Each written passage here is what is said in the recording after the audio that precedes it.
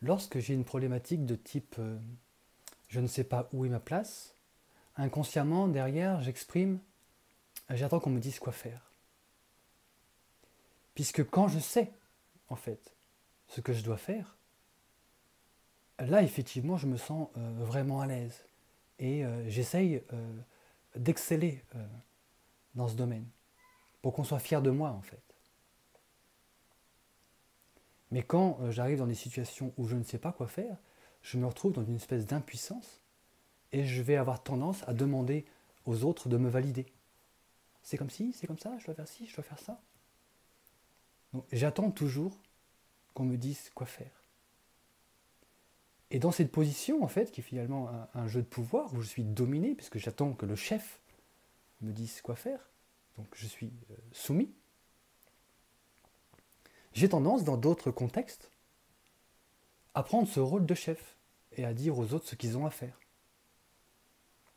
Comme c'est essentiel pour moi cette problématique, qu'on me dise quoi faire, donc du coup qu'on me dise où est ma place, qu'on me pose le cadre en fait, où je dois faire quelque chose, et que je projette ça à l'extérieur, quand je vois quelqu'un par exemple qui a des capacités de guérison énergétique par exemple, et qui exprime le fait qu'il n'a pas sa place, automatiquement pour moi je vois sa place.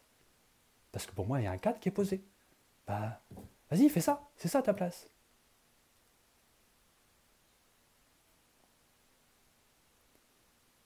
Et je retrouve ça dans tous les domaines de ma vie. À la maison, par exemple. Fais ci, fais ça, fais ci, hop, mets le couvercle, etc. Comme si je pensais inconsciemment que les autres aient besoin de savoir tout le temps où sont leurs places. Donc, qu'est-ce qu'ils doivent faire, en fait. Comme si tout le monde attendait, en fait, la même chose que moi, à savoir qu'on me dise ce que je dois faire.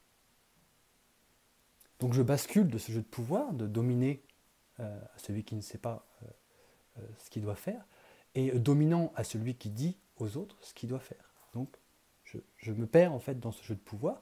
C'est un peu comme une pièce, ce sont les deux facettes, et je joue les deux jeux en fait. Donc, je suis pris dans mon propre jeu de cette problématique que je n'arrive pas à résoudre, et donc que je la joue dans tous les aspects possibles. Pour sortir de cette problématique, c'est évident finalement quelque part.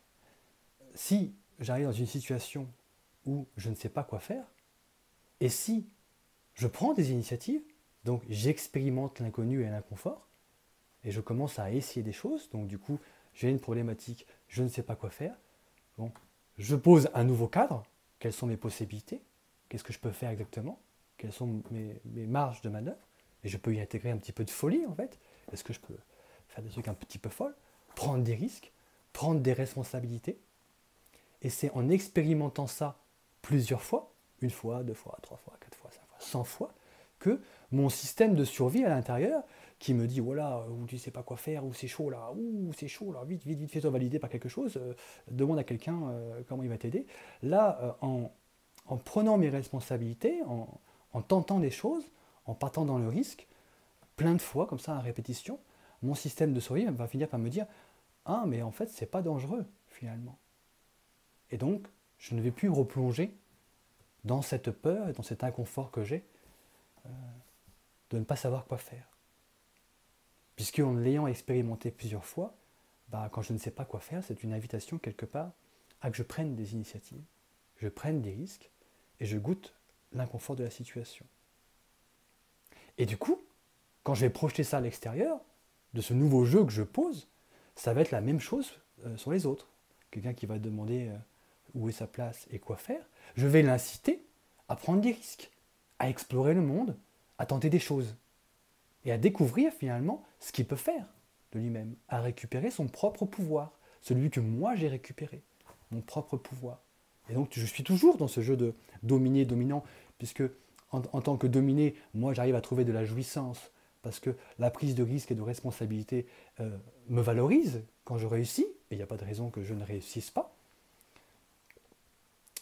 Et du coup, c'est pareil de l'autre côté, c'est-à-dire que je vais encourager les gens à prendre des risques et à goûter en fait la jouissance dans l'inconfort et dans le fait d'être dominé. Et j'ai aussi du plaisir à prendre ce rôle de dominé en disant à l'autre ce qu'il doit faire, mais ce qu'il doit faire n'est plus la même chose, puisque ce qu'il doit faire finalement, c'est prendre des risques, explorer le monde et essayer des choses. Donc je joue finalement le même jeu de dominé-dominant, un coup c'est moi, un coup c'est l'autre, et je peux trouver du plaisir par rapport à ça. Mais je peux choisir de jouer un troisième jeu, celui qui n'est ni dominé ni dominant. C'est-à-dire que quand quelqu'un exprime une problématique où il ne sait pas quoi faire, où il ne trouve pas sa place, je peux me mettre à son niveau, parce que je me reconnais en lui, puisque j'ai moi-même cette problématique, et je joue en plus avec ça. Donc je me mets à son niveau, et là je m'exprime. Ah, je comprends vraiment ce que tu ressens, moi j'ai ressenti ça, et je m'exprime vraiment, je libère tout le côté émotionnel, et je suis d'égal à égal avec l'autre. Donc il n'y a plus de dominé-dominant dans cette situation-là. Et du coup j'ai du plaisir à m'exprimer, puisque je fais jaillir de moi ce que je n'exprime pas et ce que je gardais. Donc on se retrouve avec un jeu de domination, où je domine, un jeu où je suis dominé, et un autre jeu où il n'y a plus de jeu de pouvoir. Et dans les trois jeux, je trouve du plaisir. Et c'est là finalement que j'arrive à une liberté, et j'arrive à retrouver mon propre pouvoir. Parce que mon pouvoir n'est pas dans le pouvoir de chaque personnage en fait, ou la jouissance de chaque personnage. C'est la jouissance du joueur qui est derrière et qui joue un côté ce personnage, un autre, et encore une fois un autre. Donc la jouissance et mon propre pouvoir, il est dans le joueur, celui qui joue tous ces jeux-là en fait. Et c'est là finalement, c'est en goûtant cette jouissance du joueur libre parce qu'il joue tous ces petits jeux en conscience, que je suis véritablement libéré. Je n'ai pas de dégoût en fait de moi en tant que dominé, puisque j'y trouve du plaisir et en plus j'expérimente ça en le projetant à l'extérieur et en donnant du plaisir aux gens de se découvrir, de prendre des risques, d'avoir de l'audace, de se mettre en avant. Voilà, je pense que là j'ai posé une clé qui est fondamentale, c'est que comment s'articulent tous les jeux de pouvoir autour de ma problématique, l'importance de mettre de la conscience dans ces jeux, quel jeu je suis en train de jouer actuellement, avec moi-même, quel jeu je joue quand j'implique l'extérieur, et quelle est l'autre possibilité j'ai sans jouer ces jeux de pouvoir.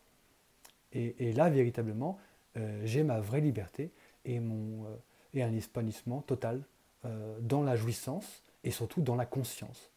Parce que je sais ce qui est en train de se jouer ici et maintenant. Voilà. Merci pour votre écoute.